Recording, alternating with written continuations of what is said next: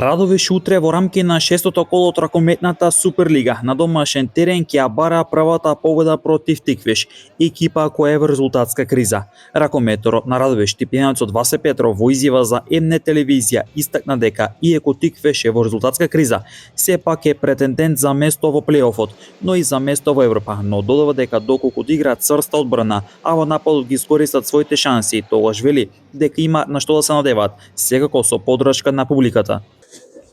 Во недела не очекува уште еден исклучително тежок натпревар против екипата на Тиквиш од Кавадарци, која што иако се наоѓа во резултатска криза, сепак е составена од многу квалитетни играчи и се едни од претендентите за висок пласман во плейофот, па дури и место кое што води во Европа. Со самото тоа тие во овој натпревар против нас влегуваат како фаворити, но нам тоа само ни дава дополнителна мотивација да се покажеме во што е можно подобро светло и бодовите да останат во Радовиш.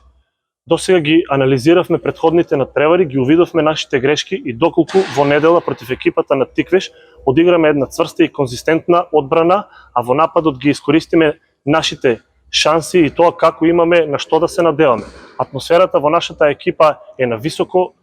ниво и спремни сме сите да го дадеме максимумот за да дојдеме до победа. Ја користам оваа прилика да ги повикам нашите верни навивачи лебари и сите љубители на овој спорт од Радовиш па и пошироко во недела во 18 часот